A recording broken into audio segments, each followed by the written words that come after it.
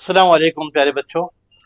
आज PBS class 12th में जो फिजिक्स पोर्शन है उसमें यूनिट नंबर फर्स्ट इलेक्ट्रोस्टैटिक्स को हमने डिवाइड किया था इलेक्ट्रोस्टैटिक्स पार्ट फर्स्ट और इलेक्ट्रोस्टैटिक्स पार्ट सेकंड।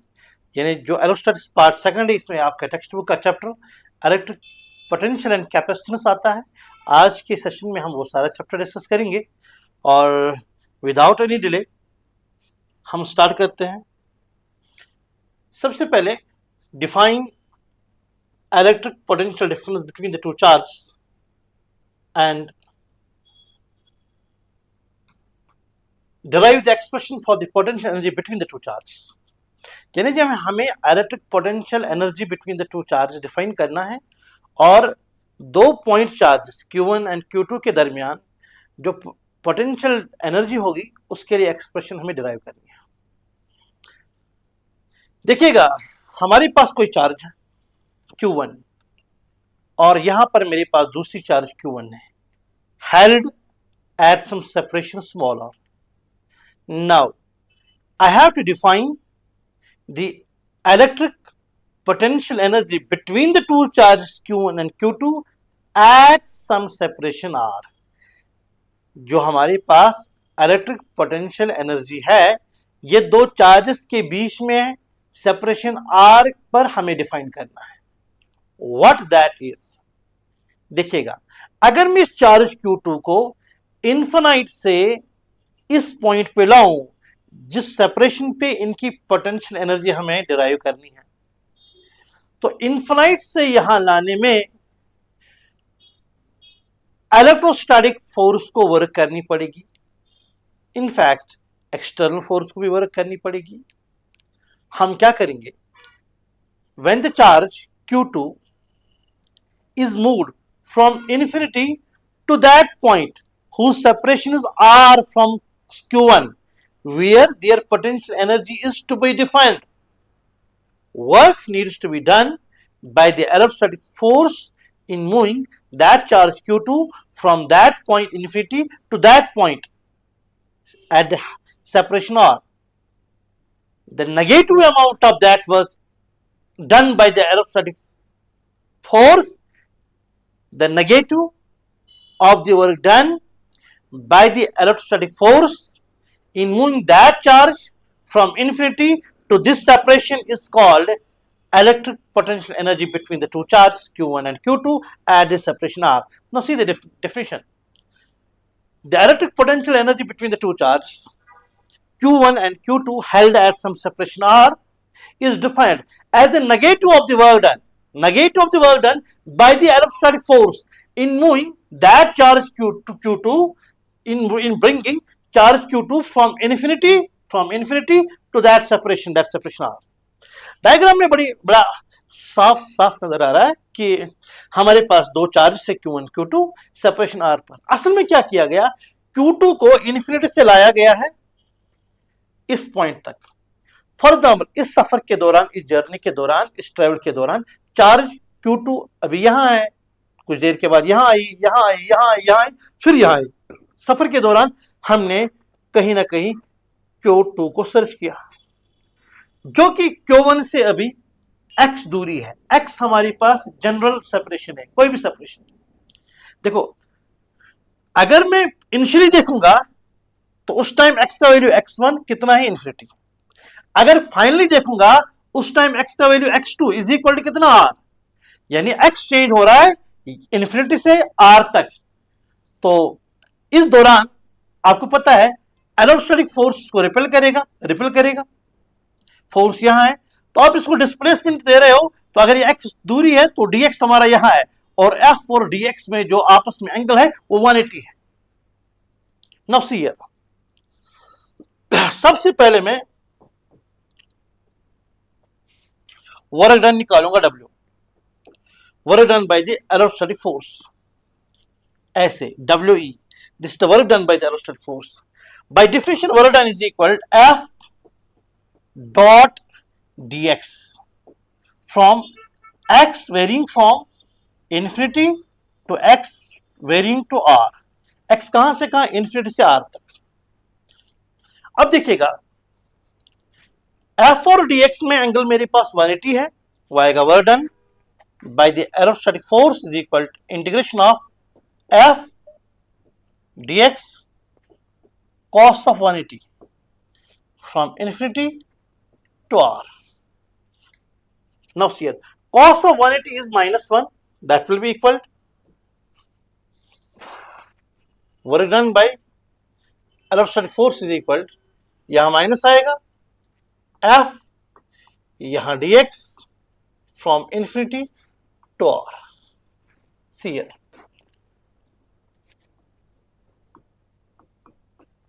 f कितना है, f है 1/4 pi epsilon naught q1 q2 by distance. देखो मैंने जिस पॉइंट पे लिया कोई जनरल डिस्टेंस x, तो आएगा यहां पर जो f एक्ट हो रहा है वो f होगा बराबर 1/4 pi epsilon naught q1 q2 by x square by x square, varying from infinity to r. Now see here, work done by electrostatic force is equal to minus 1/4 pi epsilon naught बाहर, q1 q2 भी बाहर जाएगा, integration आएगा x square ऊपर जाकर बनेगा x rays पर -2, और सॉरी यहां पे dx साथ है तो dx यहां आएगा फ्रॉम इन्फिनिटी टू r. बहुत सिंपल स्टेप से, बहुत सिंपल, वो आएगा -1/4 pi epsilon naught q1 q2. देखिएगा x रेज़ पर -2 की इंटीग्रेशन होती है x रेज़ पर -2 + 1 डिवाइडेड बाई -2 + 1. हमें पता है x रेज़ पर n की जो इंटीग्रेशन होती है x रेज़ पर n + 1 डिवाइडेड बाई n + 1. यहाँ n के बदले -2 है तो -2 + 1 डिवाइड बाई आएगा -2 + 1. अब लिमिट देना है इन्फिनिटी से लेकर r तक. See here, work done by electrostatic force is equal to 1/4 pi epsilon naught q1 q2. देखो -2 + 1 हो गया -1, माइनस माइनस ये बन गया प्लस, इसलिए मैंने यहां प्लस लिखा. अब देखो x रेज़ पर -2 + 1 हो गया x रेज़ पर -1, वो बनेगा 1/x. अब ऊपर जाएगा इन्फिनिटी से r तक, y का बराबर. Work done by electrostatic force is equal to 1/4 pi epsilon naught q1 q2. Limit दे दो 1/r -1/infinity. Work done by electrostatic force is equal to 1/4 pi epsilon naught q1 q2 upon r. देखो यहां थोड़ी language में थोड़ी मैं एक change लाऊंगा. आपको पता है कि अगर चार्जेस Q1 Q2 नेगेटिव, एक पॉजिटिव दूसरा नेगेटिव होगा, तो इनमें पोटेंशियल एनर्जी नेगेटिव आएगी. मींस इस केस में पोटेंशियल एनर्जी का हाईएस्ट वैल्यू इन्फिनिटी पे है, बिकॉज इन्फिनिटी पे पोटेंशियल एनर्जी 0 होता है. अब 0 से फिर नेगेटिव तक आते हो, यानी जब आप इसको लाते हो पोटेंशियल एनर्जी कम होती है. अब लेकिन मैंने क्या लिया, मैं अगर Q1 Q2 को दोनों को पॉजिटिव लेता हूं तो डेफिनेशन में एक चेंज लाता हूं, वो ये है, it is defined as the amount of work done. Amount of work done by the aerostatic force. तो मैंने निकाला इक्वेशन 1 में इसको कहूंगा bye definition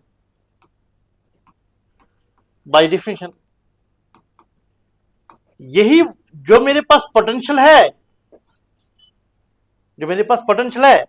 eight potential energy है एट सेपरेटिंग आर, वो बाय डिफिनेशन यही work done by electrostatic force है. तो इक्वेशन 2 फ्रॉम फर्स्ट एंड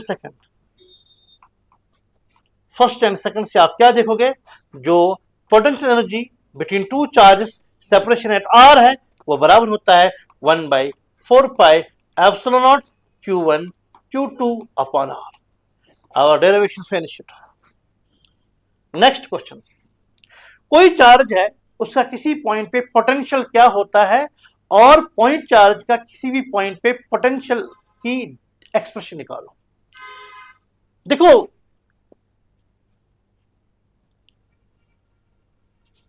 कोई चार्ज क्यू है, मुझे किसी पॉइंट पर जो स्मॉल आर की दूरी पर है उस पॉइंट पे मुझे उसका पोटेंशियल डिफाइन करना है।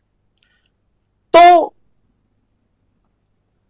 अगर मैं किसी और चार्ज को, let that be Q naught को लाऊंगा इन्फिनिटी से लेकर उस पॉइंट तक, तो इलेक्ट्रोस्टैटिक फोर्स को वर्क करनी पड़ेगी in moving the charge Q naught from infinity to that point where the potential of this charge q is to be defined.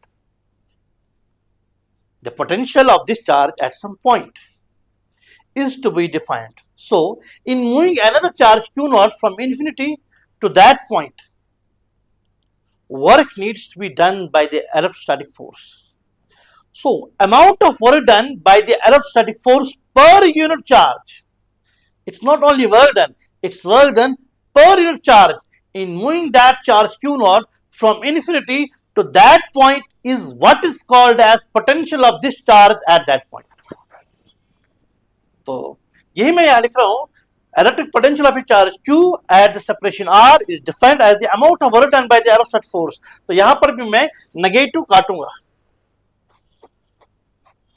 amount of work done per unit charge by the electrostatic force in bringing charge q naught from infinity to that separation, from infinity to that point.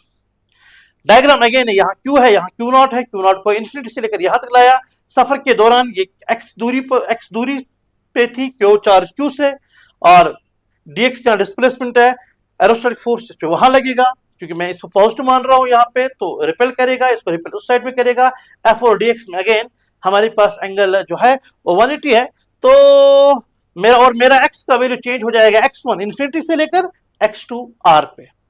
तो सबसे पहले क्या निकालूंगा मैं, exactly मैं यही work done by the electrostatic force निकालूंगा, y का बराबर integration of f dot dx, बिल्कुल वैसी कहानी जैसे हमने इससे पहले किया, कहां से लेकर इन्फिनिटी से लेकर r तक। तो work done by electrostatic force is equal to, अब देखिए f और dx में एंगल 180 है, वो आएगा f dx cos of 180 from infinity to r. cos of 180 -1 होता है, तो work done by electrostatic force is equal minus integration from infinity to r f into dx। Force का वैल्यू देखो 1/4 pi epsilon naught q1 q2 by x square और यहां dx, बिल्कुल वैसी जिस तरह अभी q1 q2 नहीं है, यहां मैं बोल के दूं, यहां f q into q not, तो यहां q इंटू q नॉट आएगा।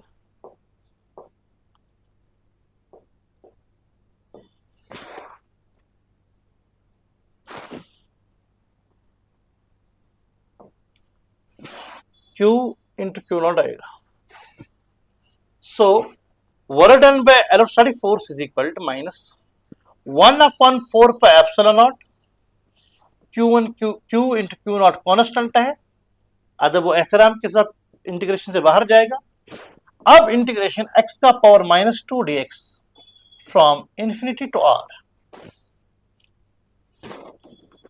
Work done by electrostatic force is equal to minus 1/4 pi epsilon naught q into Q naught, X का पावर -2 का आएगा, एक्स का power -2 + 1 divided by -2 + 1 from infinity to r। ये minus बनेगा, minus minus plus है, 1/4 pi epsilon naught q into Q naught, ये x raise पर -1 बनेगा, ये बनेगा 1/x from infinity to r।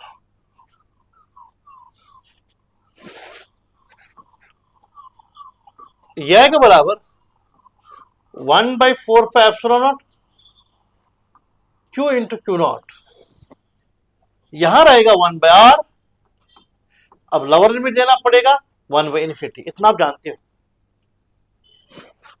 तो work done by electrostatic force is equal to 1/4 pi epsilon naught Q into Q naught by R. Equation first. By definition,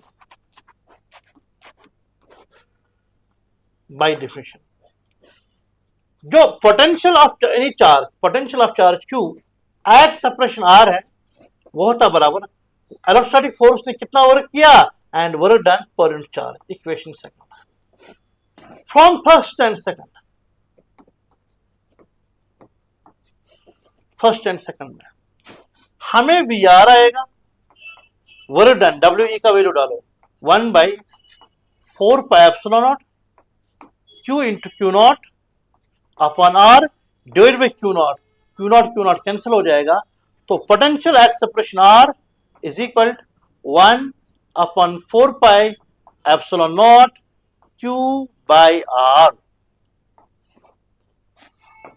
यहां मैं mention करके रख दूं कि जो मेरा पोटेंशियल है it is a scalar quantity, यानी किसी चार्ज का किसी पॉइंट पे फील्ड की डायरेक्शन होती है, बिकॉज वो वेक्टर है, इन पोटेंशियल की डायरेक्शन नहीं, it is scalar quantity and its SI unit is volt, इसका SI यूनिट वोल्ट है। नेक्स्ट क्वेश्चन, हमें एक्सप्रेशन डिराइव करनी है E is equal to minus dV upon dr या डेल्टा V अपॉन डेल्टा, या आप dV बाई dr लिखो।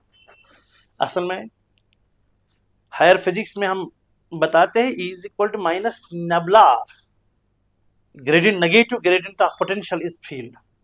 बहरहाल वो लैंग्वेज हमें यूज नहीं करनी है, मैंने कहा है मेरी जुबान से वही वर्ड्स निकलेंगे जो आपको बोर्ड्स में काम आएंगे, और हर कोई बात जो बोर्ड्स में काम नहीं आएगी वो इस टाइम मेरी जुबान से नहीं निकलने वाले हैं,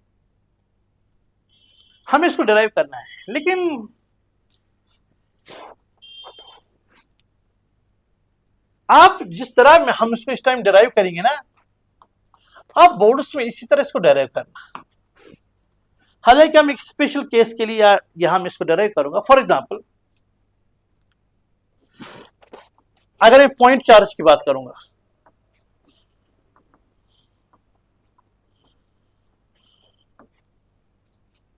पॉइंट चार्ज का पोटेंशियल किसी भी पॉइंट पे होता है 1/4 pi epsilon naught charge Q by R square.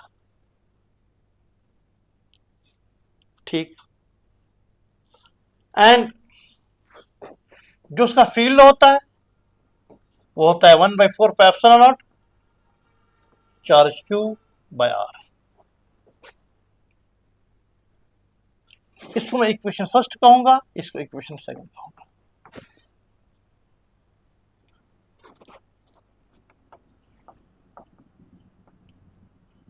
Differentiating equation first या differentiation potential, differentiating potential with respect to R, तो मुझे मिलेगा dV upon dr is equal to 1/4 pi epsilon naught and Q constant है, वो आएगा d by dr of 1/r square, इसकी differentiation वो आएगा बराबर dV upon dr is equal to 1/4 pi epsilon naught into Q, यह आएगा differentiation with respect to R, sir किसका, R का power -2।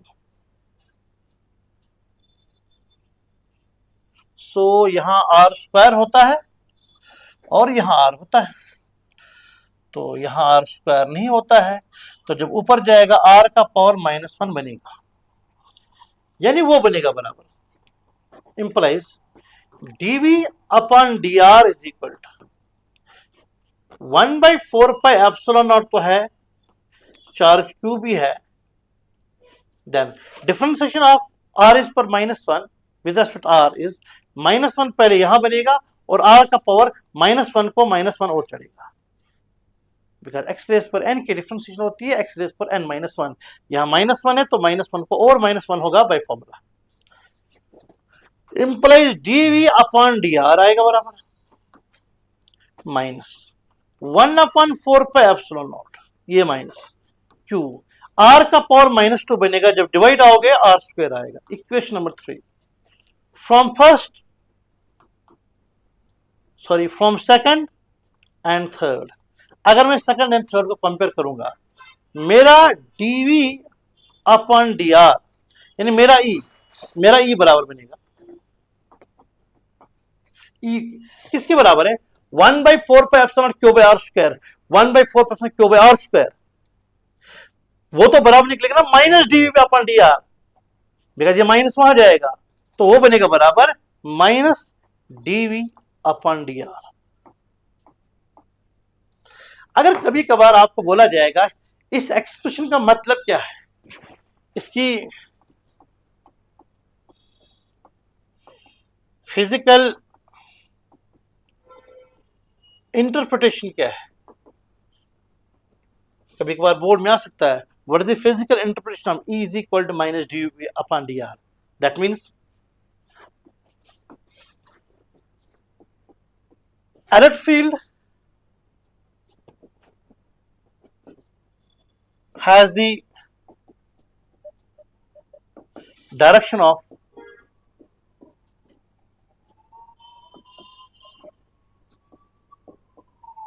decreasing potential and its magnitude, means electric field का magnitude is equal to potential gradient। Potential gradient हो गया change in potential divide by distance, यानी किसी इतनी डिस्टेंस में कितना चेंज हुआ, तो that potential change divide by distance, that's potential gradient.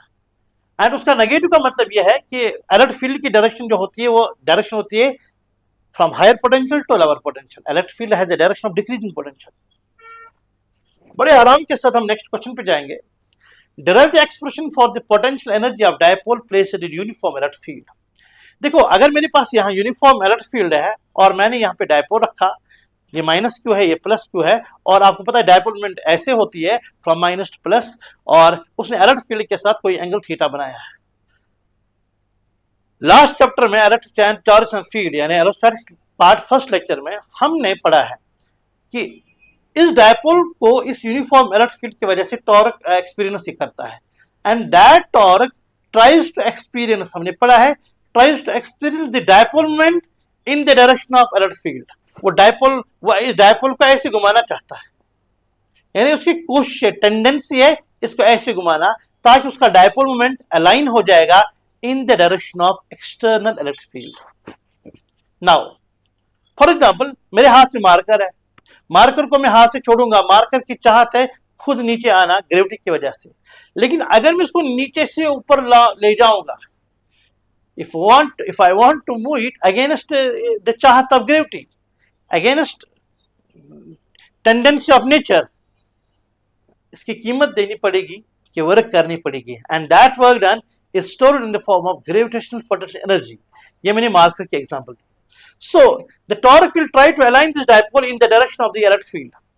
Now if I want to move the dipole from θ1 position to θ2 position, देखो θ1 कम है, θ2 ज्यादा है इलेक्ट्रिक फील्ड के साथ, तो मैं इसको चाहत के अगेंस्ट, चाहत है ऐसे घुमाना in the direction of electric field, मैं इसको चाहत के अगेंस्ट घुमाता हूं, तो work has to be done against that torque, and that work done is stored in the form of electrostatic potential energy of this dipole which is to be calculated as, यही कहानी मैंने English में लिखी होगी यहाँ पे, when the electric dipole is kept in uniform electric field, the torque acting on it tries to align the electric dipole moment in the direction of the electric field। Therefore, in order to rotate it from θ1, θ is equal to θ1 position to θ is equal to θ2 position, see it is being rotated against that chahat, work needs to be done which gets stored as potential energy, calculated as, यही potential energy मुझे calculate करना है। हमें पता है rotation में work done है ना, वो integration of F D R नहीं आता है, टाउ इंटू डी थीटा आता है। टाउ टॉर्क है फ्रॉम थीटा 1 से लेकर theta 2, that work done is equal.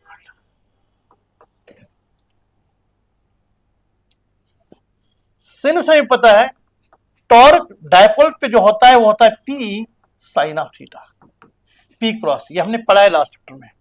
Integration of P sine theta D theta from theta 1 से लेकर theta 2, work done is equal to dipole moment का magnitude, direction dipole moment की change हो जाएगी मगर मैग्नीट्यूड तो सेम है और इलेक्ट्रिक फील्ड तो यूनिफॉर्म है, ये इंटीग्रेशन से बाहर निकलेगा, पी इंटू इंटीग्रेशन अब साइन थीटा का रहेगा from theta 1 to theta 2 implies work done is equal to P sine theta की इंटीग्रेशन होती है माइनस कॉस ऑफ थीटा। अब मुझे इसका लिमिट देना है थीटा 1 से थीटा 2,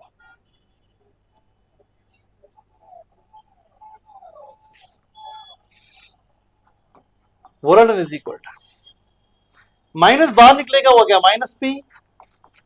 अब लिमिट दूंगा कॉस, पहले अपर लिमिट थीटा 2, फिर फॉर्मूला का माइनस कॉस, फिर लोअर लिमिट थीटा 1, तो work done is equal minus P cos theta 2, minus के साथ मल्टीप्लाई दिया, फिर माइनस माइनस प्लस होगा मगर मैं अगेन माइनस लिखूंगा, फिर minus P cos theta 1, equation number first.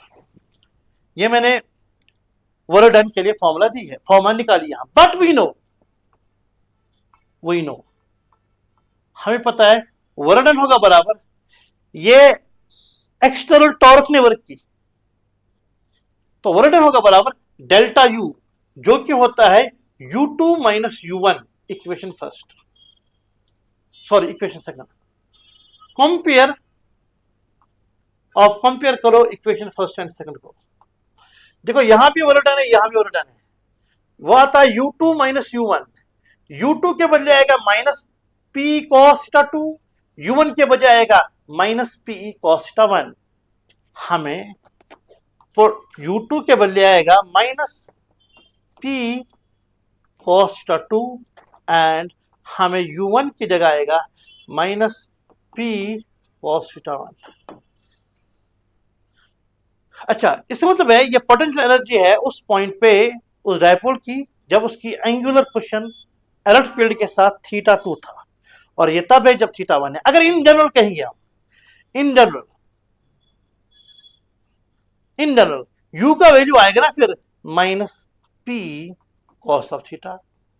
Sir ये u कहां है, ये u तब है जब एंगल बन रहा था थीटा, ये u2 तो बिकॉज यहां थीटा 2 था, ये u1 बिकॉज थीटा, ये तो जनरल फॉर्मूला बनी। ऑल्सो मैं u एट एंगल थीटा को लिख सकता हूं minus P dot E, because P cos theta होता है पी डॉट ई। अब यहां पे स्पेशल केसेस निकाले जा सकते हैं।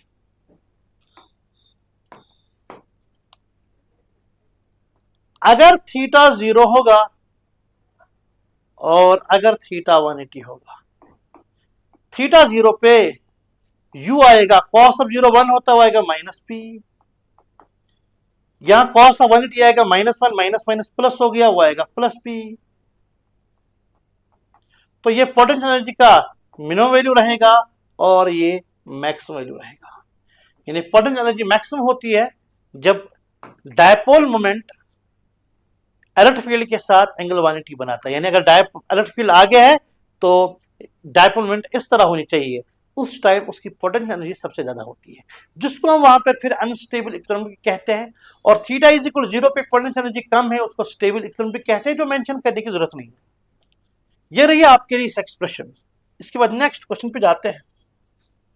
What is equipotential surface? Obviously ये वो सरफेस है किसी भी चार्ज सिस्टम का, किसी भी चार्ज सिस्टम की वो सरफेस जिस सरफेस के हर एक पॉइंट पे पोटेंशियल सेम होगा, तो ऐसी उस सरफेस को कहते हैं जिस सरफेस के हर एक पॉइंट पे पोटेंशियल सेम होगा, उसको कहा जाता है इक्वी पोटेंशियल सरफेस। एग्जाम्पल में दूंगा, एग्जाम्पल से समझाऊंगा। फॉर एग्जाम्पल ये मेरे पास कोई चार्ज क्यू है, ये मेरे पास चार्ज कोई क्यू है, मैं एक स्फीयर डालता हूं यहां पर, स्फीयर। इस स्फीयर का हर एक पॉइंट, हर एक पॉइंट, हर एक पॉइंट, हर एक पॉइंट, चाहे पॉइंट 1 हो, 2 हो, 3 हो, क्या वो सेंटर पे मैंने चार्ज क्यू रखी, क्या वो चार्ज से इक्विडिस्टेंट है? बिल्कुल। ये मैंने सेंटर से रखा, सेंटर से जितना यहां तक दूरी है उतना यहां तक दूरी, उतना है। तो इस चार्ज क्यू का इस पॉइंट पे जो पोटेंशियल आएगा, ये पॉइंट चार्ज है 1/4 क्यू बाय आर, यहां पर भी वही पोटेंशियल आएगा, यहां भी वही पोटेंशियल आएगा। तो ऐसे सरफेस, जिस सरफेस के हर एक पॉइंट पे पोटेंशियल सेम होता है, इसको इक्विपोटेंशियल सरफेस कहते हैं।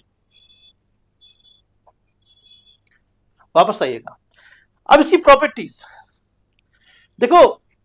जब किसी चार्ज को लिया जाता है ना, फ्रॉम पोटेंशियल V1 से लेकर पोटेंशियल V2, तो जो वर्क होती है वो होती है Q इंटू डेल्टा V। यानी अगर मैं आपको बोलूंगा सिंस वर्क डन होता है Q इंटू डेल्टा V, मगर यहां डेल्टा V 0 है।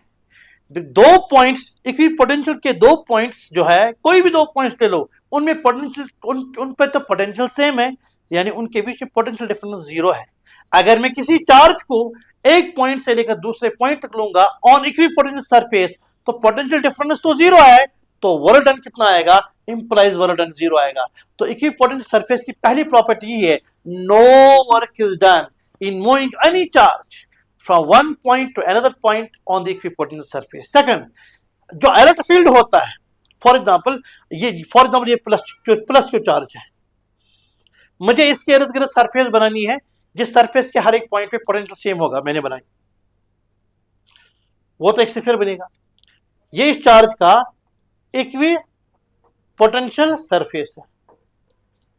अब मैं इलेक्ट्रिक फील्ड देखूंगा, देखो पॉजिटिव चार्ज का जो इलेक्ट्रिक फील्ड लाइन है ना, वो ऐसे आएगी अवे। आप बताओ, इलेक्ट्रिक फील्ड लाइन इस सरफेस के साथ एंगल कितना बनाता है? 90। तो मैं कहूंगा ना, electric field is always perpendicular to the equipotential surface, the property number 2। Now next question,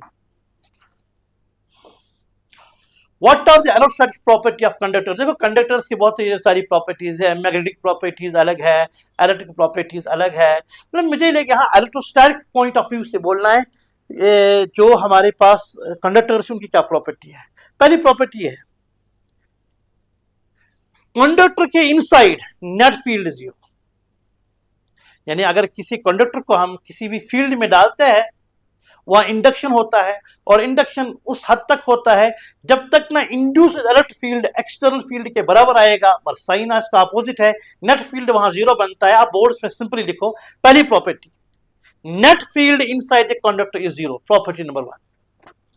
number, आप जो भी चार्ज दोगे ना कंडक्टर को, दैट चार्ज विल, चाहे वो हॉलो हो या सॉलिड हो, आप उसको जो भी चार्ज दोगे ना, वो उस सरफेस के, यानी जो उसका सरफेस है उसके आउटर सरफेस पे रिजाइड करती है। यानी जो भी आप चार्ज दोगे ना, वो वहां से वो वहां आएगी। कहां आएगी? वो सारी चार्ज जमा हो जाएगी उस कंडक्टर के आउटर सरफेस पे। यानी अगर कोई कंडक्टर जो है सॉलिड भी होगा, इनसाइड वहां चार्ज नहीं रहेगा, वो सॉलिड होगा एज पर मास, जो भी चार्ज रहेगी वो उसके आउटर सरफेस पे रिजाइड करेगी। तीसरी प्रॉपर्टी जो है, जो इस कंडक्टर का जो सरफेस होता है वो इक्विपोटेंशियल सरफेस होती है। ये 3 बेहतरीन प्रॉपर्टीज है जो आप बोर्ड्स में लिख के अच्छे मार्क्स आप ले सकते हो अगर ऐसा क्वेश्चन आए। बेस्ट 3 पॉइंट्स, पहला, net electric field inside the conductor is 0, charge always resides on the outer surface of the conductor, the surface of a conductor is an equipotential surface. Next question, what is sharp edge action? देखो sharp edge action क्या है।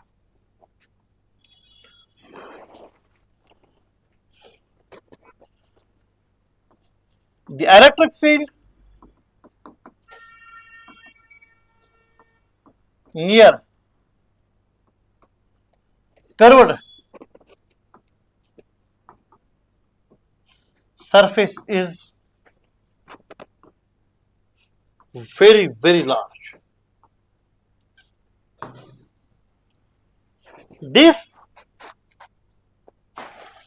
near more curved surfaces, मोर curved surface को हम कहते हैं sharp as. इसी को कहा जाता है शार्प एज एक्शन। मैं समझाऊंगा। फॉर एग्जाम्पल यह हमारे पास कोई सरफेस है और यहां पे उसका पॉइंटेड एंड है। जहां पर ज्यादा देखो यहां पे कर्वेचर ज्यादा है, जहां पर कर्वेचर ज्यादा होता है ना वहां चार्ज डेंसिटी जो है सिग्मा। यहां पर भी चार्ज है, देखो मैंने चार्ज दिखाए, डायग्राम से आपको साफ नजर आ रहा है अगर आपकी आंखों की लाइट सही है कि मैंने इसकी इस पॉइंट पे चार्ज की डेंसिटी बहुत ज्यादा रखी है। यानी जो मेरे पास शार्प एज है, देखो ये पॉइंटेड सरफेस है, मींस शार्प एज है। शार्प एज पे सिग्मा सिग्मा हमारे हमारे हमारी होती है सरफेस चार्ज डेंसिटी, वो वेरी हाई होती है। अब सिग्मा जब हाई होती है, सिंस इलेक्ट्रिक फील्ड बराबर होता है सरफेस ऑफ कंडक्टर पे sigma by 2 epsilon not. Conductor के सरफेस पे आता है, sorry it's sigma by epsilon not. Surface पे कंडक्टर, सरफेस का जो कंडक्टर की सरफेस है ना, नियर सरफेस, आपका फील्ड आता है सिग्मा बाई एप्सिलॉन नॉट।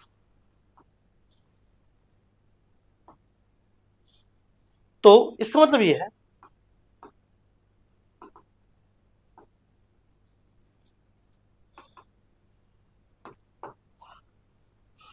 वो होता है सिग्मा बाई एप्सिलॉन नॉट। तो इलेक्ट्रिक फील्ड जब सिग्मा ज्यादा है, इसका मतलब है इलेक्ट्रिक फील्ड बहुत ज्यादा होता है। सर किस पॉइंट पे जहां सिग्मा ज्यादा होता है? सर सिग्मा ज्यादा कहां होता है? जहां शार्प एज है। अब शार्प एज पे सिग्मा क्यों ज्यादा है? आपको पता है, अगर सर सफियर की बात करेंगे आप, जो हमारे पास चार्ज डेंसिटी क्यों है, वह है charge per unit area. Area में आएगा 4πr²। जो शार्प एजेस होते हैं उनका रेडियस कम होता है, यानी रेडियस अगर कम होगा ना तो उसका कर्वेचर ज्यादा है। यानी जो शार्प एज है ना, शार्प एज पे कर्वेचर बहुत ज्यादा होता है, बिकॉज कर्वेचर ज्यादा का मतलब है रेडियस कम है। Charge per unit area, area में तो रेडियस, एरिया में तो 4πr² आएगा। जब रेडियस ही कम आएगा तो क्यू बाई रेडियस r² आ रहा है, तो सिग्मा का वैल्यू, सिग्मा है चार्ज, देखो मैं पहले सिग्मा के लिए बताऊंगा। Surface charge density sigma is equal to Q by 4πr²। जब हमारा आर कम होगा उस जगह पे सिग्मा बहुत ज्यादा आएगा, तो सिग्मा वेरी हाई हो गया।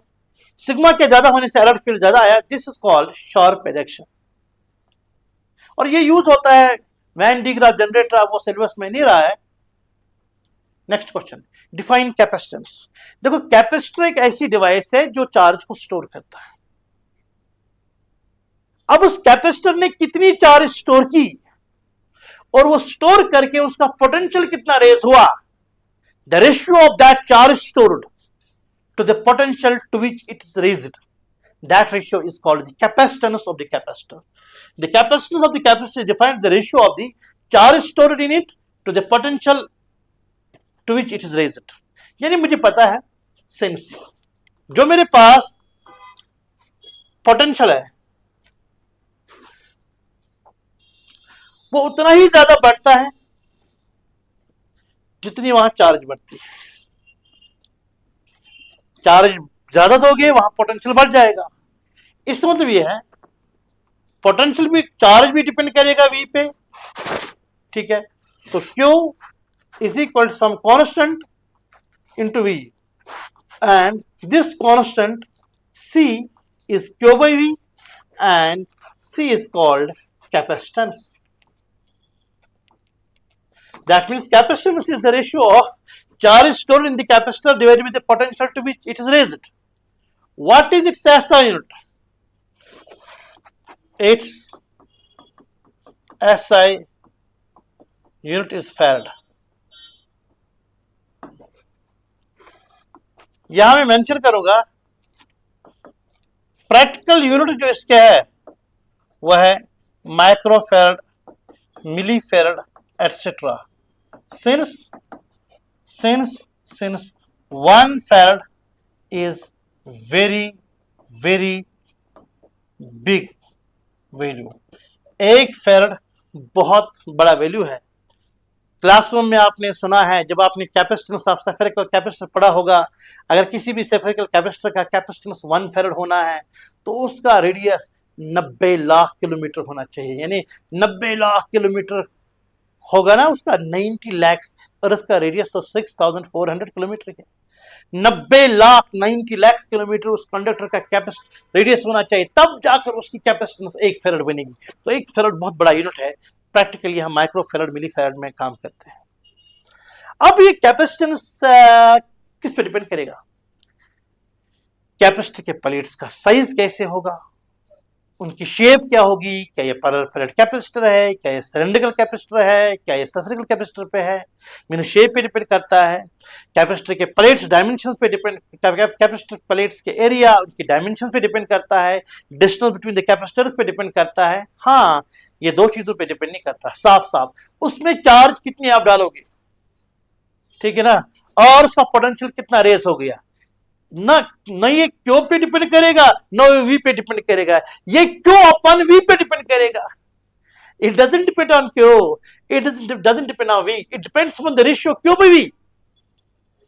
यानी मैं ऐसी बात कहूंगा, मेरे पास टंकी है, उसको 5 लीटर की कैपेसिटी है, इसमें 2 ही लीटर आपने पानी भर लिया, कैपेसिटी कितनी है? 5। हाँ, आपने 2 ही लीटर पानी भर लिया, कैपेसिटी तो उसकी 5 है। आप इसको 5 लीटर बराबर भरो ना पानी, तो कैपेसिटी 5 है। तो आपको यानी इसको जो अपने अंदर पानी को समाने का की जो सकत है वो तो कांस्टेंट है, वो इस बात पे डिपेंड नहीं करेगा कि आपने कितना भर लिया। कैपेसिटी तो होती है, कैपेसिटी डिपेंड नहीं कर रही है, नहीं किस पे डिपेंड कर रही है?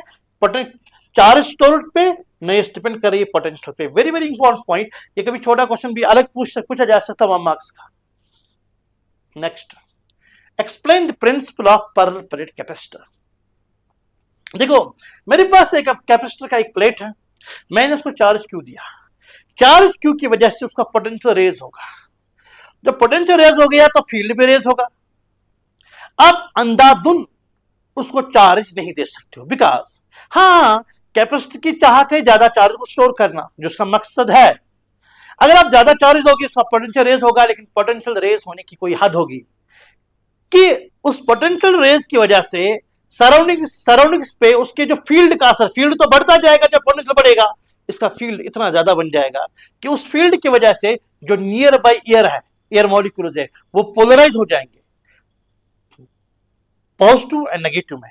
नेगेटिव को अट्रैक्ट करेगा, नेगेटिव चार्ज इस चार्ज को न्यूट्रलाइज करेगा। इसका मकसद तो खत्म हुआ, आपने रखा इसको चार्ज को स्टोर करने के लिए, आपने कैपेसिटर को बनाया था कि ज्यादा से ज्यादा स्टोर चार्ज कर ले, आपने स्टोर करा चार्ज, पोटेंशियल उस वैल्यू पे आया कि उसकी वजह से, फील्ड की वजह से जो एयर है उसका ब्रेकडाउन हो गया, जिसको डायरेक्ट ब्रेकडाउन भी कहते हैं। तो उसकी वजह से क्या हुआ, उसकी वजह से क्या हुआ, नेगेटिव को इसने अट्रैक्ट किया, नेगेटिव ने उस प्लेट की चार्ज को न्यूट्रलाइज किया। यानी इन अदर वर्ड्स, इस कैपेसिटर ने जो चार्ज इसने अपने अंदर स्टोर किए है, और उसको इसने क्या किया, इसने उसको न्यूट्रलाइज किया। तो ऐसा कहेंगे तो ये अपने चार्ज क्लीव कर रहा है। हमारा मकसद ये है कि ये ज्यादा से ज्यादा चार्ज स्टोर कर ले, ताकि बहुत ज्यादा चार्ज स्टोर होने के बाद ये पोटेंशियल के उस वैल्यू पे आए कि जहां पर ये ब्रेक डाउन ऑफ एयर कर ले। इसके लिए हम क्या करते हैं, हम एक और प्लेट को डालते हैं। ड्यू टू इंडक्शन इस प्लेट के इस साइड में नेगेटिव चार्ज इंड्यूस होता है और यहां पॉजिटिव चार्ज इंड्यूस होता है। Now when second plate 2 is kept parallel to the first plate, then due to induction negative charge and positive charge appear at the two faces। यहाँ नजदीक जो होगा पॉजिटिव, यहाँ नेगेटिव आएगा, यहाँ पॉजिटिव जाएगा, बिकॉज ये पॉजिटिव चार्ज था। So negative will be induced here, positive will be induced here। हाँ, negative on 2 will try to decrease its potential, but positive on 2 will try to increase the potential of first। ये यानी plate second पे negative plate first को की potential को कम करना चाहेगा और ये इसके पोटेंशियल को बढ़ाना चाहेगा। ओवरऑल जो डोमिनेंट होगा वो नेगेटिव होगा बिकॉज नेगेटिव से नजदीक है, ओवरऑल पोटेंशियल कम होगा। जब ओवरऑल पोटेंशियल कम हुआ ना, इसका मतलब है अब मजीद चार्ज हम दे सकते हैं ताकि पोटेंशियल अब वहां अप और हो जाएगा जहां पर वो ब्रेक डाउन करेगा। यानी अभी ब्रेक डाउन होना तैयार था, आपने क्या किया कि कोई अमाउंट ऑफ चार्ज स्टोर की, अब उसके बाद ब्रेक डाउन हो जाएगा। हमने क्या किया, हमने इसका पोटेंशियल गिराया, चार्ज तो उतनी स्टोर होगी, अब और चार्ज ये लेगा अपने अंदर ताकि पोटेंशियल उस पॉइंट पे आए जहां पे उसको ब्रेक डाउन हो जाए।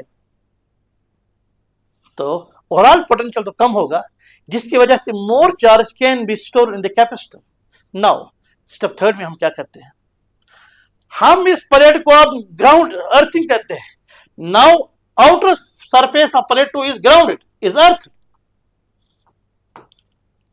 तो इसकी वजह से क्या होता है, अर्थ इज ए कंडक्टर, ये पॉजिटिव चार्ज सारा फ्लो होगा कहां पे, अर्थ में। तो यहां पे ओनली क्या रही, नेगेटिव चार्ज। इस नेगेटिव चार्ज की वजह से प्लेट 1 का जो पोटेंशियल है that will be drastically decreased. Now potential has been decreased, now more and more charge can be given to it so that potential rises to that value at which breakdown will take place. Till that time more and more charge will be stored, which actually is the purpose of capacitor. यही मैंने लिखा है, due to which the potential of one is drastically decreased and now more and more charge can be stored, which actually is the purpose of capacitor. This is the principle, ये उसूल है जिस उसूल के बिना पे पैरेलल प्लेट कैपेसिटर काम करता है। अब पैरेलल प्लेट कैपेसिटर की कैपेसिटेंस के लिए डेरिवेशन हमें निकालनी है। मैंने कैपेसिटर की दो प्लेट्स लिए, plate 1 end plate 2, separate by resistance D और प्लेट एरिया है, ठीक। तो यहां इनके बीच में तो इलेक्ट्रिक फील्ड आएगा और इलेक्ट्रिक फील्ड यानी यहां अभी तो इसमें न कोई कंडक्टिंग स्लेब डाली गई न डायरेक्ट स्लेब डाली गई, यहां तो बस वैक्यूम है। तो यहां पे आएगा electric field E naught, means यहां वैक्यूम है और इलेक्ट्रिक फील्ड E नॉट का वैल्यू जो होता है यानी there is a free space between the plates, वो होता है बराबर sigma by epsilon naught. Positive और नेगेटिव प्लेट के दरमियान इलेक्ट्रिक फील्ड के लिए फॉर्मूला है। मैं क्या निकालूंगा, सबसे पहला step, the potential difference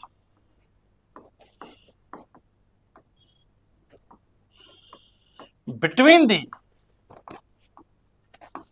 two plates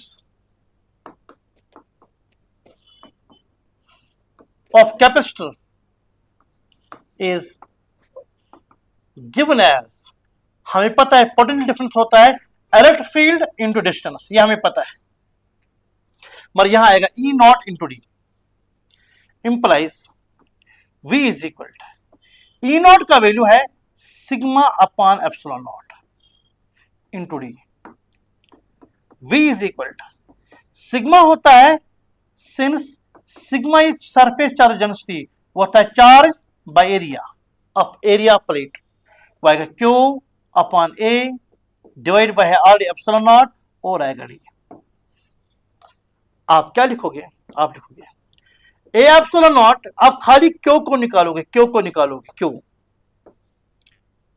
और डिवाइड करोगे V, Q को डिवाइड करोगे V, तो ये क्या बचेगा, ये इधर जाएगा, ये आएगा A एप्सिलॉन नॉट इधर जाएगा और D इधर नीचे आएगा, वो आएगा A epsilon naught by D, यानी Q बाई V आएगा बराबर A epsilon naught by D। And Q by V कुछ और नहीं है बल्कि यही तो कैपेसिटेंस है और कैपेसिटेंस बन गया A epsilon not upon D। So this is the derivation for the capacitance of parallel plate capacitor. Obvious बात है, it only depends here, it depends upon the area of plate, distance between the plates, it no way depends upon the potential and the charge raised। अब क्या करना है हमें, हमने इसी parallel plate capacitor में एक कंडक्टिंग स्लेब रखी, अब हमें बताना है इसी कैपेसिटेंस के लिए क्या डेरिवेशन, क्या एक्सप्रेशन आएगी। मैंने यही मेरे पास पॉजिटिव और नेगेटिव प्लेट है, डी है उनके बीच में प्लेट सेपरेशन है और मैंने एक कंडक्टिंग स्लेब, ये मेरे पास एक कंडक्टिंग स्लेब है, मैंने इंसर्ट की। ड्यू टू इंडक्शन पॉजिटिव यहां में नेगेटिव इंड्यूस करेगा और नेगेटिव इस साइड में पॉजिटिव, यानी इस साइड इसके नेगेटिव चार्ज जाएगी, इसके पॉजिटिव। अब जो net electric field inside conductor 0 होता है। इस प्लेट की थिकनेस मैंने टी मानी है। अब इलेक्ट्रिक फील्ड का कौन कौन सा वैल्यू है? इलेक्ट्रिक फील्ड का ई नॉट वैल्यू है। ई नॉट है यानी जब वैक्यूम था, ई नॉट है जब वैक्यूम है, मतलब ये ई नॉट एग्जिस्ट होता है इतनी स्पेस और इतनी स्पेस में, यानी टोटल यहां से यहां तक डी है। डी में से अगर आप टी काटोगे तो वो डी माइनस टी आएगा, जो ये डिस्टेंस और ये डिस्टेंस कवर करेगा। यानी डी में से टी काटो, बाकी जो बचा ना वो ये डिस्टेंस और ये डिस्टेंस कवर करता है। यानी जो ई नॉट है वो डी में नहीं, डी माइनस टी में है, और जो टी थिकनेस है उसमें तो फील्ड 0 है। अगेन मैं क्या करूंगा, मैं दो प्लेट्स के बीच में पोटेंशियल डिफरेंस निकालूंगा।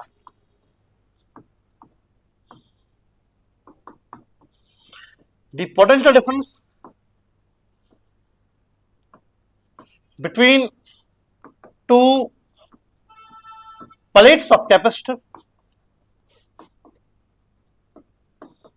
is V is equal to E naught, मतलब कितनी डिस्टेंस में ये D minus T implies V is equal to E naught का वैल्यू होता है sigma by epsilon not, you know, D minus T. V is equal to sigma होता है Q bye A, फिर epsilon naught into D minus T. अब क्या करोगे आप Q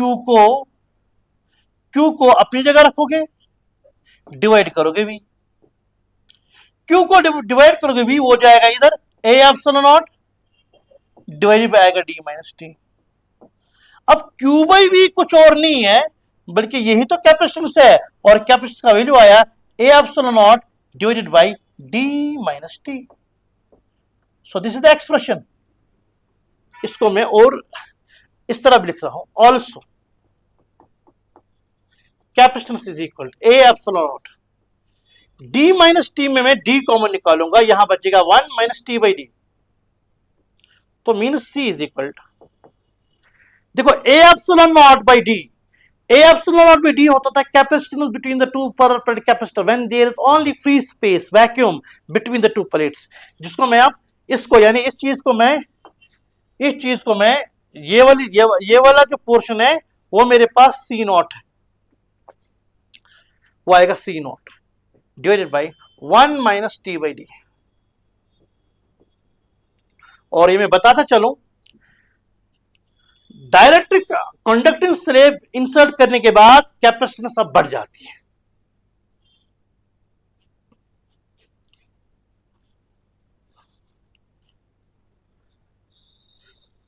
तो on insertion of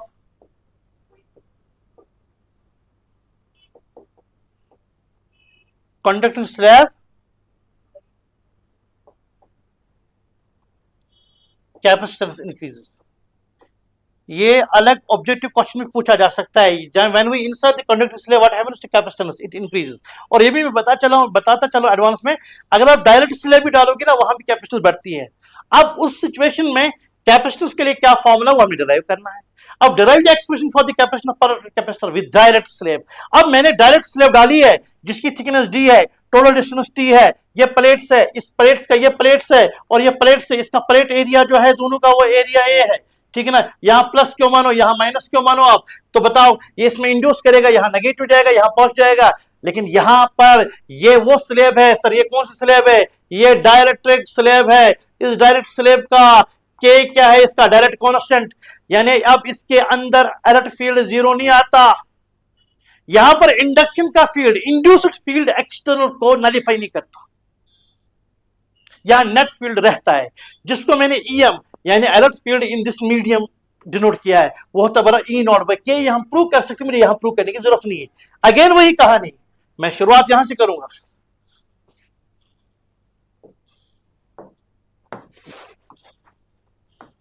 The potential difference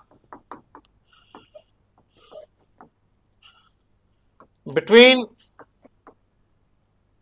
plates of capacitor is given as V is equal to E naught। E naught कितनी space में है, D minus T में, E naught into distance D minus T मतलब इसके अलावा plus आ रहा है ना ईएम भी। सर ईएम कितने में है, वो तो थिकनेस टी में है, तो ये टी है। देखो आप क्या करूंगा मैं, V is equal to E naught into D minus T plus EM, EM होता है E naught by K into T.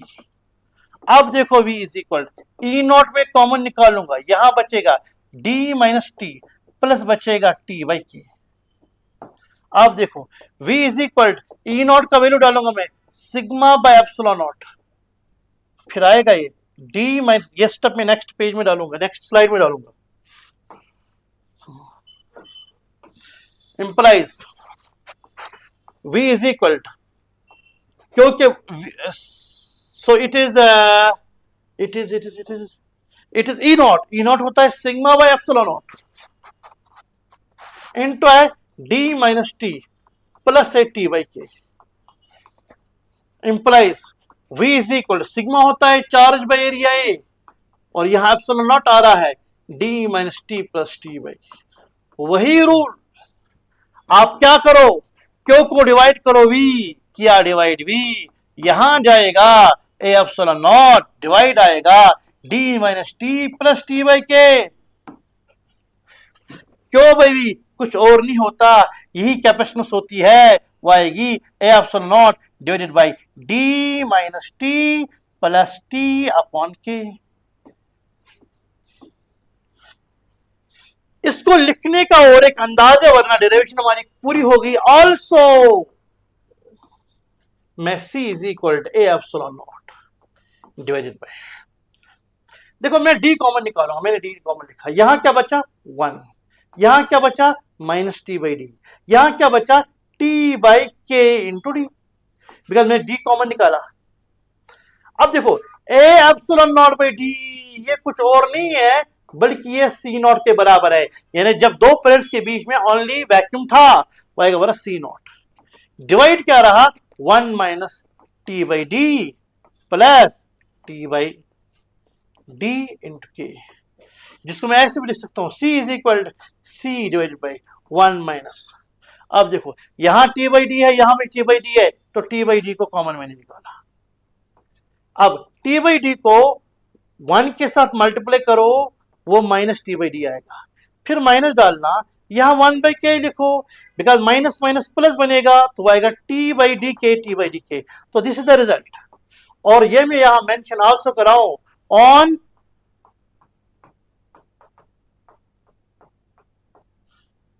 insertion of direct slab capacitance increase, conducting slab की वजह से भी इंक्रीज, यहां भी इंक्रीज, ठीक है ना। Next question, energy stored in capacitor. देखो मैंने कैपेसिटर को बैटरी के साथ जोड़ा, बैटरी इसको चार्ज कर लेगी, ये प्लस है या माइनस है, यानी पहले इस पे चार्ज थी नहीं, अब मैंने छोटी चार्ज इसको कुछ दी यहां पे, अब मुझे और पॉजिटिव चार्ज उसको ऐड करना है, इसको और नेगेटिव ऐड करना है। जो मैं चार्ज अब ऐड कर रहा हूं ना, वो पहली वाली चार्ज को रिपेल करेगी, जिसकी वजह से उन रिपल्शंस के अगेंस्ट वहां चार्ज स्टोर कराना पड़ेगा, तो बैटरी को वर्क डन करनी पड़ेगी, और वही वर्क डन स्टोर होती है electric potential energy of capacitor, जिसकी डेरिवेशन हमें निकालनी है। डायग्राम बनाओ और ये कहानी पहले लिखो, बोर्ड एग्जामिनर आपका खुश हो जाएगा। The capacitor is connected to battery, ठीक है ना, then work needs to be done by the battery to charge the capacitor, ठीक। this work done is stored in the form of electrostatic potential energy calculated as, हालांकि जब हम इस concept को class में डिस्कस करते हैं, half of that work done energy store में होती है, और हाफ वहां पे एनर्जी, वहां एनर्जी डिसिपेट हो जाती है। खैर इस टाइम मुझे वो कहानी नहीं बोलनी, तो डेरिवेशन कैसे निकालेंगे, यानी वो पोटेंशियल एनर्जी वो वर्क डन है, और वो बराबर है इंटीग्रेशन ऑफ, मैं पहले वर्क डन निकालूंगा, वो आएगा इंटीग्रेशन ऑफ डी क्यू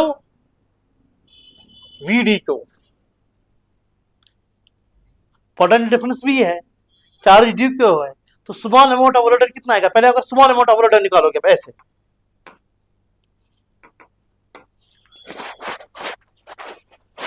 पहले आप डी डब्ल्यू निकालो, पहले स्मॉल अमाउंट ऑफ चार्ज आपने डी क्यू दिया, इनटू आएगा V। ठीक, अब टोटल अमाउंट ऑफ रिटर्न आएगा integration of D Q into V. Charge कहां से हुई, जीरो से लेकर क्यों तक चार्ज हुई, तो since Q is equal to C V तो V is equal to Q by सी।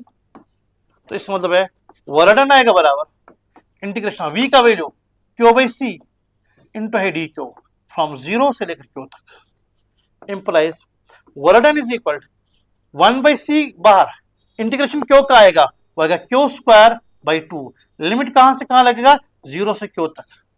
यानी हमारे पास वर्डन के लिए फॉर्मूला आएगा Q square by twice C. और बट यही वर्डन स्टोर हो जाएगी पोटेंशियल एनर्जी में, तो U is equal Q square by 2C। Also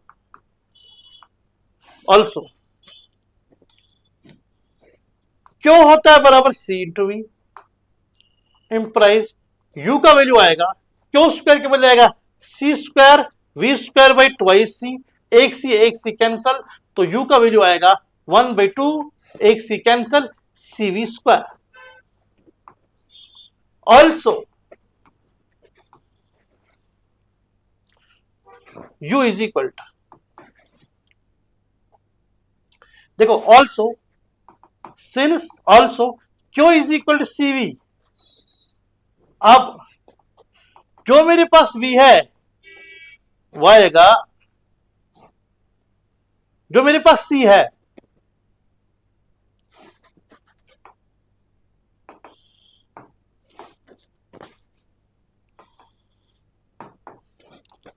also C होता है बराबर क्यू बाई वी। अब देखो implies U is equal Q square by twice C का वैल्यू है Q by V implies U is equal V ऊपर जाएगा एक क्यू के साथ कैंसल, तो क्यू वी अपन 2। हाँ, अगर आप पैरेलल प्लेट कैपेसिटर की बात करेंगे, फॉर पैरेलल प्लेट कैपेसिटर, ये कैपेसिटर के लिए है। अगर आप पैरेलल प्लेट कैपेसिटर की बात करोगे, वहां एनर्जी पर यूनिट वॉल्यूम के लिए आपको एक्सप्रेशन मिलेगा 1/2 epsilon not into E square. यह हम डराइव कर सकते हैं, लेकिन करने की जरूरत नहीं है। लेकिन ये फॉर्मूला इसके साथ आप ऐड करना, मेंशन करना अपने बोर्ड्स में। पैरेलल प्लेट कैपेसिटर में क्या करेंगे, हम C का वैल्यू हम डालेंगे A epsilon naught by D, फिर एरिया इंटू D मेरा वॉल्यूम बनेगा, फिर पोटेंशियल एनर्जी पर यूनिट वॉल्यूम आप फॉर्मूला देखोगे, वो ये फॉर्मूला हमें मिलने वाली है।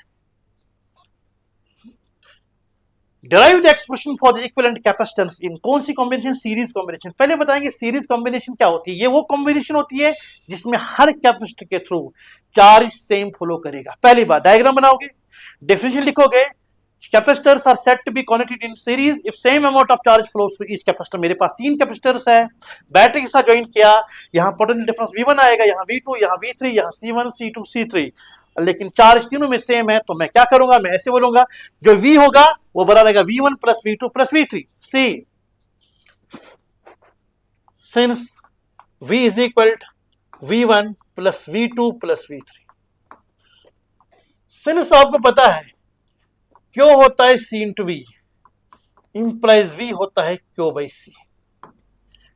अगर आप V1 की बात करोगे वो आएगा क्यू बाई C1, V2 की बात करेंगे वो क्यू बाई C2, V3 की बात करेंगे क्यू बाई C3।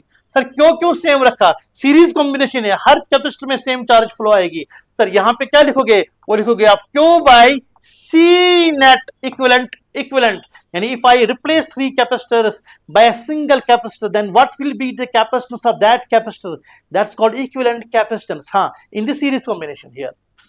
तो क्यों cancel, 1 by C net will be equal to 1 by C1 plus 1 by C2 plus 1 by C3 plus so on। Means देखो यहां reciprocal of the net capacitance is equal some of reciprocal of individual. यहां आप check भी कर सकते हो। Here इस case में कैपेसिटेंस जो है वो डिक्रीज होती है। यानी जो कैपेसिटर्स है, फॉर एग्जाम्पल एक कैपेसिटेंस है चलो फॉर एग्जाम्पल देने की क्या जरूरत है, छोड़ो बोर्ड पढ़ रहा है। तो मेरे पास दो कैपेसिटर्स है, दो 2 माइक्रोफैरड एंड 3 माइक्रोफैरड। जो नेट आएगा ना, 2 और 3 में छोटा कौन था? 2। नेट आएगा 2 से भी कम, यानी net capacitance becomes less than the least, means capacitance overall decrease होती है यहां पर।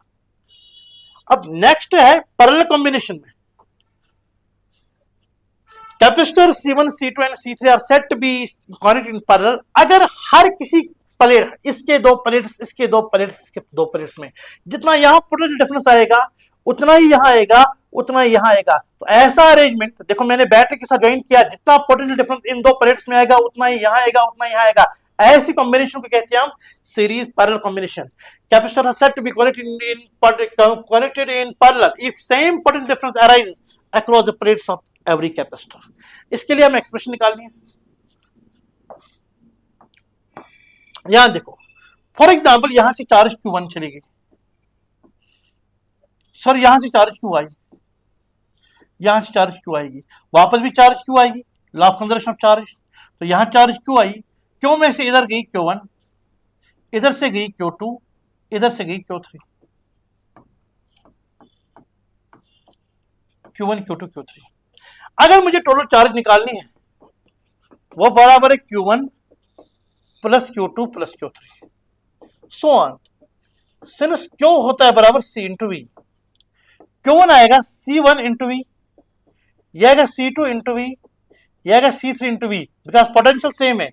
यह आएगा C net into V, V cancel, यानी इस केस में C नेट आएगा बराबर C1 plus C2 plus C3 plus so on.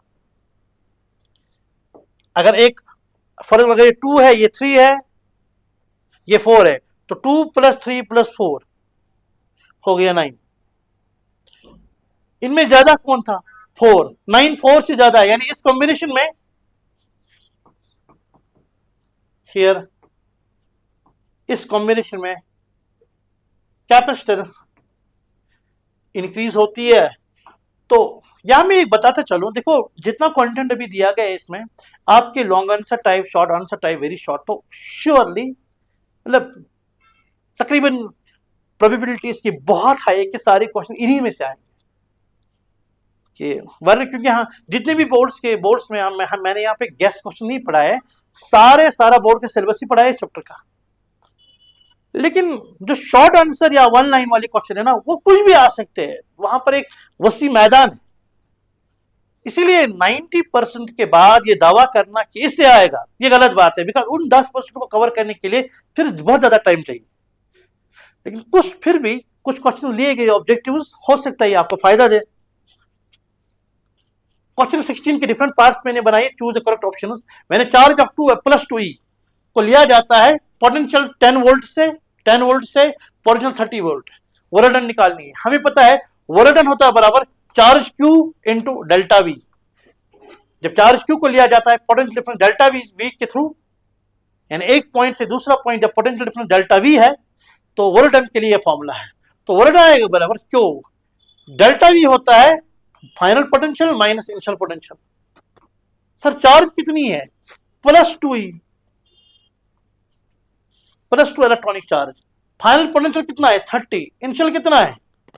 10।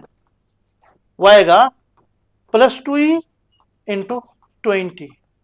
पर ये क्या है? 10 वोल्ट, 30 वोल्ट, 10 वोल्ट, ये अगर 20 वोल्ट, तो अब आएगा 2 इंटू 20 कितना हो गया? 30 इलेक्ट्रॉन वोल्ट, ईवी, यानी 30 electron volt. So this is the correct answer. दूसरा पार्ट इसका, प्रोटॉन एंड अल्फा पार्टिकल को एक्सेलरेट किया जाता है सेम पोटेंशियल डिफरेंस के थ्रू। हमें बताना, देखो प्रोटॉन को हम डालेंगे, एक्सेलरेट कराएंगे through some potential difference V, तो it will gain some speed and alpha particle will also gain the speed. पहले स्पीड गेन के लिए फॉर्मूला में बताऊंगा। देखो जो काइनेटिक एनर्जी गेन होती है ना 1/2 ऑफ mv स्क्वायर, वो होता है बराबर change in potential energy Q into V। ये V पोटेंशियल है, charge into potential, this potential energy. So decrease in potential energy gives rise to increase in kinetic energy. So kinetic energy gained is equal to potential energy decrease it, तो 1/2 of mv square is equal to q into V. अगर आपको speed के लिए form निकालना है ना, 2 को यहां ले दो, twice q into V by M, और यहां पे रूट डालो। ये v क्या है? v हमारे पास स्पीड है। अब देखो, ये हमारे पास है पोटेंशियल डिफरेंस। पोटेंशियल डिफरेंस हमारे पास दोनों के लिए सेम है, 2 दोनों के लिए सेम है। इसका मतलब जो है ये है, जो स्पीड है वो डिपेंड करता है चार्ज अपॉन मास, यानी जो स्पीड प्रोटॉन का होगा डिवाइडेड बाय जो स्पीड गेन करेगा अल्फा पार्टिकल, वो आएगा बराबर इस पे डायरेक्ट, तो यहां आएगा charge of proton by charge of alpha particle. इस पे इनवर्स, यहां आएगा mass of alpha particle by mass of proton. देखो वो आएगा बराबर, चार्ज ऑफ प्रोटॉन को ऐसे डालो, चार्ज अल्फा पार्टिकल होता है, अल्फा पार्टिकल की चार्ज होती है प्रोटॉन से double, twice charge of proton. Mass of proton को ऐसे लिखो, मास ऑफ अल्फा पार्टिकल होता है 4 टाइम्स मास ऑफ प्रोटॉन। अब देखो आप, एमपी एमपी कैंसिल होगा, क्यूपी क्यूपी कैंसिल होगा, 4/2 हो गया 2, मगर 2 रहा रूट में, यानी वो आएगा बराबर √2:1। कोई ऑप्शन है? √2:1, this is the correct option. Third question, electric potential किसी रीजन में दिया है, हमें निकालना है इलेक्ट्रिक फील्ड। हमें पता है इलेक्ट्रिक फील्ड के लिए फॉर्मूला है -dV/dr। देखो यहां पोटेंशियल खाली x पे डिपेंड कर रहा है, यानी मैं इलेक्ट्रिक फील्ड को लिखूंगा EX और I कैप साथ डालूंगा। अब मुझे EX निकालना है। E के लिए फॉर्मूला था -dV/dr, यह आएगा -dV/dx। अगर मुझे EX निकालना है तो EX आएगा बराबर -d/dx ऑफ V का वैल्यू डालो, V का वैल्यू है 3x² + 4। अब देखो EX इज इक्वल -3x² का आएगा 6x और 4 का आएगा 0, वो आएगा -6x। तो यानी हमारे पास जो इलेक्ट्रिक फील्ड उस रीजन में होगा वो आएगा -6x, साथ में आएगा I cap. So this is the correct option. Electric potential due to charge, for example कोई पॉइंट चार्ज है मेरे पास, चार्ज Q, कितनी दूरी R is equal to 20 meter दूरी पर इसका जो फील्ड है वो बराबर है 40 वोल्ट पर मीटर। मुझे इस पॉइंट पे पोटेंशियल निकालना है और मुझे पता है पोटेंशियल आएगा E into R, simple, electric field into distance, Y का बराबर V is equal to E का वैल्यू है 40। सर डिस्टेंस कितना है? वो है 20, ठीक है सर, वो कितना आएगा? वो आएगा 4 हो गया 8, वो आएगा 800 volt is the answer. So it is not 80 volt, rather it is 800 volt here, 800 volt. 2 plates, capacitor के 2 प्लेट्स है, प्लेट एरिया दिया है, सेपरेशन दिया है, कैपेसिटेंस निकालने है, बड़ी सिंपल है। Capacitance is equal to A epsilon naught by D। A का वैल्यू दिया है, A का वैल्यू दिया है 2 मीटर स्क्वायर, एप्सिलॉन नॉट का वैल्यू होता है 8.85 इंटू 10⁻⁻12 डिवाइडेड बाय D दिया है 8.85 सेंटीमीटर, हो गया 10⁻⁻2। ये इसके साथ कट होगा, 2 यही रहेगा, -2 कट होगा, 10⁻⁻2 मैंने ऐसा यूनिट्स में डाला तो फैरड आएगा, 2 into 10⁻⁻2 farad, 2 into 10⁻⁻10 farad. So this is the correct option. So this marks the end of this chapter. Next chapter में मुलाकात जरूर कर लेंगे, मुझे उम्मीद है आप, मुझे नहीं पता टाइम कितना लगा, शायद 1.25 घंटा के अराउंड ये लेक्चर था, मुझे नहीं पता, आप टाइम नोट भी कर सकते हैं, देख सकते हैं। सारा चैप्टर हमने कवर किया, जिस तरह मैंने लिखा आप उसी तरह बोर्ड में बिल्कुल इसी तरह छपाना, आपको बराबर मार्क्स मिलने वाले हैं। इंशाल्लाह मुलाकात करेंगे नेक्स्ट लेक्चर में। टिल देन अल्लाह हाफिज़, अस्सलाम वालेकुम।